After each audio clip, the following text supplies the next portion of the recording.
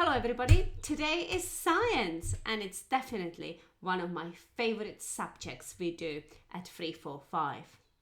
And today is super special because we are going to have a look at the different parts of a flower. But before we do so, let's remind ourselves about the different parts of a tree. Do you remember we did that last term? Okay, are you ready? So every tree has a big, solid trunk. That's right, it's a tree trunk. Well, not every tree has a solid tree trunk. Some are thin and some are very wide. This one is just right, I think. Now, there are also some branches, and the branches grow twigs. And then, when these get covered in leaf, all the twigs and branches make this big thing on top we call the crown. There you go, there's the tree crown. There's the tree trunk. But how come the tree doesn't just fall apart when it's very windy? How come the trees do stay very still and firm, attached to the ground? Oh yes, every tree has roots which are on the ground, and sometimes they are visible, sometimes you actually can trip over them when you go to the park or to a forest, but most of the roots are hidden underground. There you go. Well, let's see if the flower will be similar to a tree. Do you think do flowers need roots too? I don't know. Well, let's find out. Okay, so let's talk about what we need for our lesson today, for our focus time.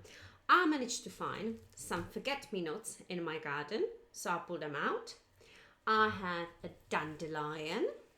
They are the yellow flowers you can see everywhere in a park. I have a tulip, and I have some daffodils as well. I'm going to put these back in my vase because we are not going to be using them just yet. Well, let's have a look if the flowers do have some roots. So this forget-me-not, when I cleaned it all up, you can tell this spiky thing here with lots of really fine hair, there you go, it's the root. Now these long things are called the stems. So there's loads of stems. And how about these green things? Look, these green things. What do we call those? That's right, they're leaves. And on top are these pretty little blue things. That's right, they are the flowers.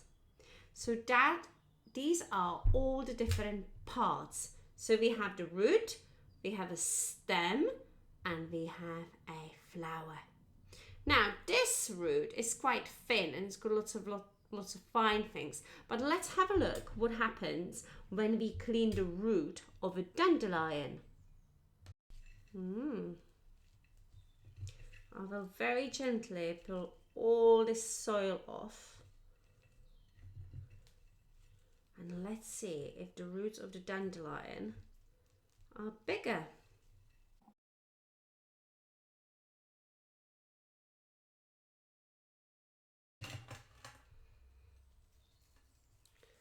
Wow. And again, just like the forget-me-not, dandelion has the stem. Let me lift it. It has the stem. There you go, there's the long stem. It has the flower on top, and it also has lots of leaves, which are very different shape. I will pull one off, which are different shape to the ones of the forget-me-nots. So every plant is very different. Next, let's investigate the stem of this daffodil. Now, the daffodil normally has leaves, but I bought these daffodils in a shop and they came without leaves. And I'm also missing the roots, but normally there is a tiny little bulb and the roots that hold the plant in the ground. Okay, so as you can see, there is a long stem and there is a flower on top. And when I now took the daffodil out of the vase, loads of water came out of it. I don't know how. Why is there water all over my desk? Well, let's see this. I have my scissors. I will cut the stem in half. There. And I can actually look through the stem at myself on a computer because it's like a tube. It's like a straw. It's completely hollow. And the daffodil uses it pretty much like the straw to deliver the nutrients from the ground and then from the water all the way up to her flower. Right, let me see what happens if I cut it in smaller pieces. There you go, I've got smaller pieces. And now if I break it. Ooh. Wow. Well, do you know what? It feels very smooth inside and very kind of slimy. And actually, my fingers are very wet. So there's still some water. There you go. Yes, it's very wet. I am sure that if I squeeze it, you'll be able to see some of the liquid popping out. You can actually see some of the water coming out. Oh, there you go. That was a drop. So that is how the daffodils deliver the nutrients from the soil or from the water all the way up to the flower so they can stay this pretty. Well, my daffodils are a little bit dry. I was specifically saving them for this lesson. But unfortunately, they didn't come with leaves from the shop. Now, next up is the tulip. The tulip has big, wide leaves. There they are. Okay, look at this big leaf. Wow, that is huge. And I will take all the leaves off so we can see the stem.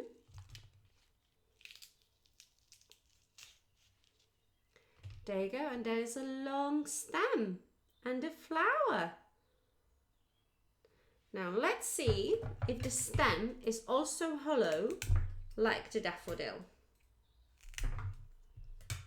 No, actually, this stem is not hollow, but when I touch it at the bottom, it also feels quite damp. Well, I actually think the tulip is a really good one to have a look at when we want to investigate the flower a little bit more. So let's have a look at that. Okay, so let's have a look. So we have the stem and we have the petals. So I'm very gently going to pull the petals off the flower. Now remember, we won't always break up the flowers, will we, when we have flowers? But today, we are being a scientist and we are learning about the plants. So that's why I am doing this, so we can learn a little bit more. We don't just walk around. We would normally not go around a park and pick up flowers, but these were the flowers I had in my garden. Let's have a closer look at the flower now when I took it apart.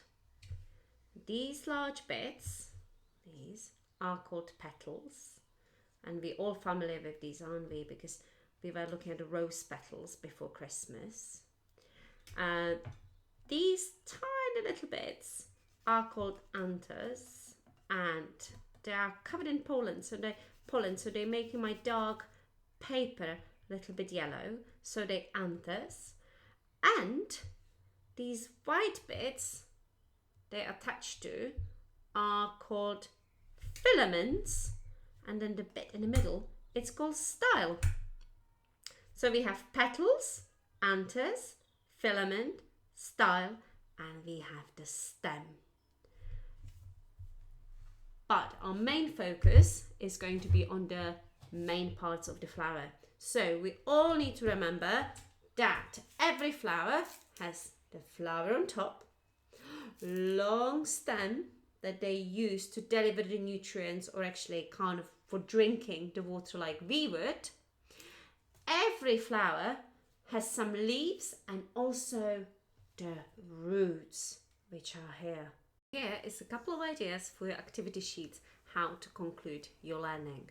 So what did we learn today? Yes, every flower has roots, leaves, stem and flower on top. Okay, let's see if I can put a flower together on a piece of paper.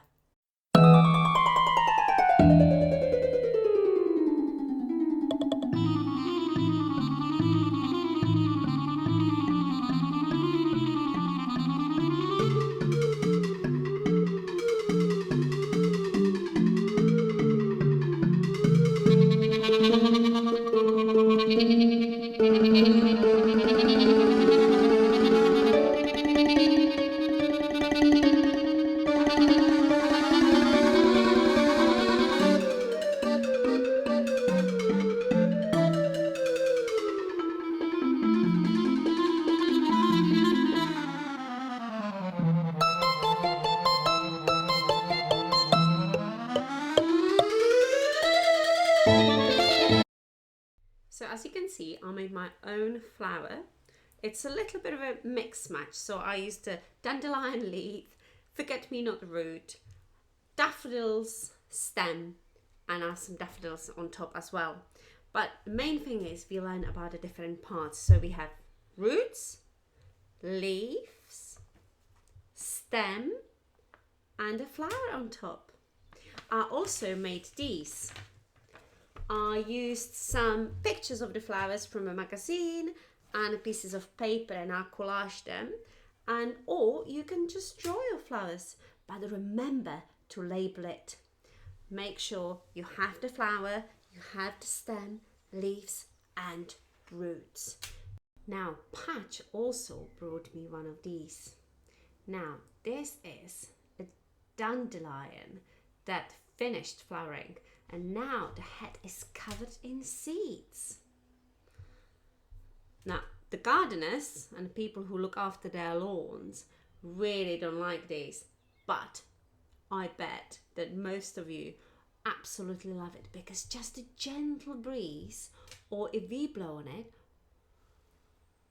like this, sends all the tiny seeds into the air, and they can fly for miles and miles, because every little seed looks like a tiny parachute, and it's called papas. And as the wind blows or any kind of air, those tiny seeds can travel and can be planted somewhere else. That's why you sometimes get dandelions absolutely everywhere. If you decide to make any of these, please make sure you take photographs and post them on Tapestry. Your teachers would love to see them. Bye bye!